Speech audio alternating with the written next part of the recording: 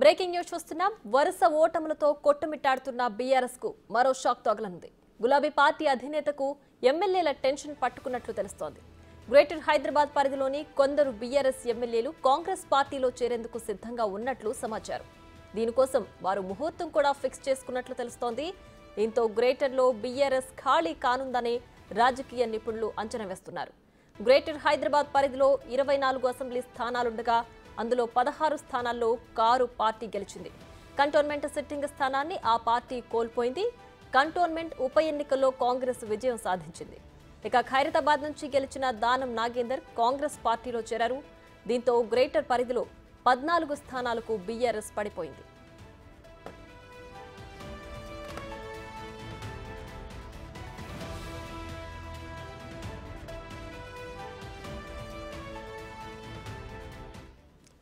త్వరలో 5గురు ఎమ్మెల్యేలు కారు పార్టీని వీడనున్నట్లు సమాచారం. అందులో LB Nagar MLA Sudheer Reddy, Amberpet MLA కాలేరు వెంకటేష్, ముషీరాబాద్ ఎమ్మెల్యే ముఠా గోపాల్ ఉన్నట్లు తెలుస్తోంది. వీరితో పాటు గద్వాల్ ఎమ్మెల్యే కృష్ణమోహన్ రెడ్డి, ఆసిఫాబాద్ ఎమ్మెల్యే కోవా లక్ష్మి కూడా ఉన్నారు. వీరి చేరికపై త్వరలోనే క్లారిటీ రానుంది. విడతల వారీగా బీఆర్ఎస్ ఎమ్మెల్యేలు హస్తం గూటికి చేరేందుకు ప్లాన్ చేసుకున్నట్లు సమాచారం.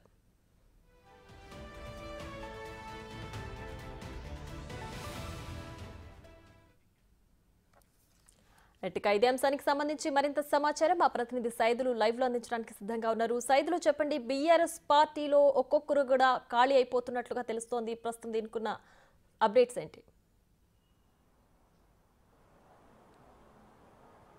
ఎస్ ప్రియా, బీఆర్ఎస్ లో వరుస షాకులు తగులుతున్నాయి. ఎందుకంటే చూసాం మనము వరుస ఎన్నికల్లో ఓటమి చవిచూస్తున్నటువంటి బీఆర్ఎస్ పార్టీకి ఉన్నటువంటి ఎమ్మెల్యేలందరూ కూడా పార్టీని వీడేందుకు సిద్ధమవుతున్నారు. ముఖ్యంగా గ్రేటర్ హైదరాబాద్లో ఉన్నటువంటి ఎమ్మెల్యేలు పార్టీ వీడేందుకు సిద్ధమైనట్టుగా కూడా మనకి అత్యంత విశ్వసనీయ వర్గాల ద్వారా సమాచారం అందుతుంది. ముఖ్యంగా ఎల్బీ నగర్ ఎమ్మెల్యే సుధీర్ రెడ్డి, అదేవిధంగా అంబర్పేట్ ఎమ్మెల్యే కాలేరు వెంకటేష్, అదేవిధంగా ముషీరాబాద్ ఎమ్మెల్యే ముఠా గోపాల్, వీళ్ళతో పాటుగా అంటే వీళ్ళు ముగ్గురు కూడా గ్రేటర్ హైదరాబాద్ పరిధిలో ఉన్నటువంటి ఎమ్మెల్యేలు. ఇక మహబూబ్ నగర్ నుంచి చూస్తున్నట్టయితే ఉమ్మడి మహబూబ్ నగర్ జిల్లాలో 14 అసెంబ్లీ నియోజకవర్గాలకు 2 స్థానాల్లో బీఆర్ఎస్ పార్టీ అక్కడ గెలుచుకుంది. సో ఇక ఉన్నటువంటి గద్వాల నుంచి గెలిచినటువంటి కృష్ణ మోహన్ రెడ్డి కూడా కాంగ్రెస్లో చేరేందుకు సిద్ధమయ్యారు. అందుకు మంత్రి జూపల్లి కృష్ణారావు తోటి కూడా మంతనాలు కూడా జరిపారు. ఇక ముహూర్తం కూడా ఫిక్స్ అయినట్టుగా కూడా తెలుస్తుంది. త్వరలోనే మనకు ఒక క్లారిటీ కూడా రాబోతుంది. అదేవిధంగా ఆసిఫాబాద్ నుంచి గెలిచినటువంటి కోవా లక్ష్మి తను కూడా పార్టీ వీడేందుకు సిద్ధమయ్యారు. ఇక అక్కడ ఉన్నటువంటి కాంగ్రెస్ నేతలతోటి మంతనాలు జరుపుతున్నారు.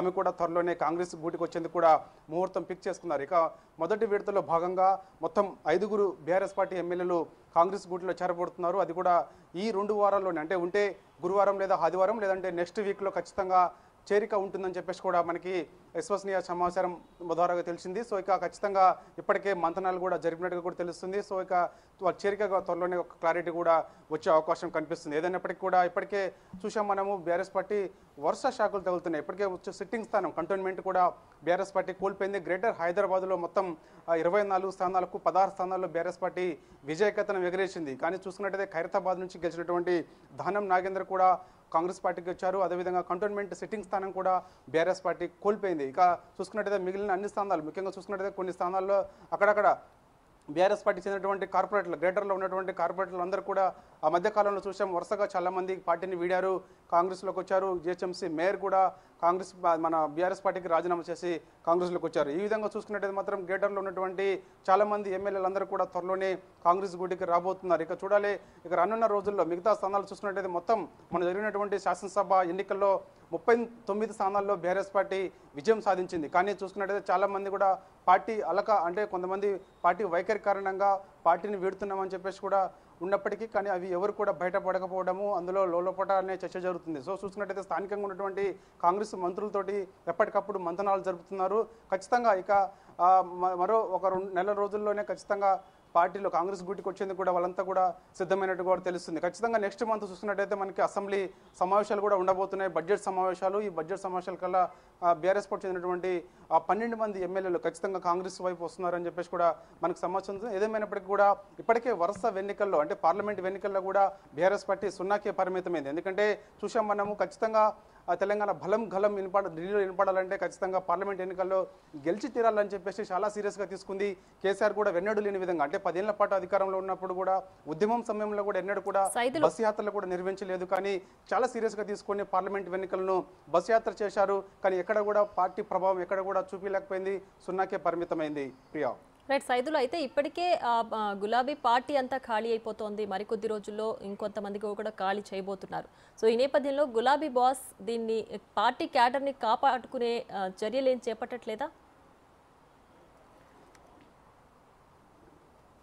ఎస్, వాస్తవంగా కేసీఆర్ కూడా ఈ మన ఎమ్మెల్యేలు ఎవరైతే ఉన్నారో వారందరూ కూడా పార్టీని వీడుతున్నట్టు కూడా తనకి సమాచారం ఉంటుంది. ఎప్పటికప్పుడు కూడా ఎవరైతే పార్టీని వీడుతున్నారో వాళ్ళని సంప్రదించే ప్రయత్నం కూడా చేస్తున్నట్టు కూడా మనకు సమాచారం ఉంటుంది. కానీ ఎవరు కూడా కేసీఆర్కి చెందినటువంటి అంటే కేసీఆర్ అలా ఫోన్లో సంప్రదించినప్పుడు కొంత దూరంగా ఉంటున్నట్టుగా కూడా తెలుస్తుంది.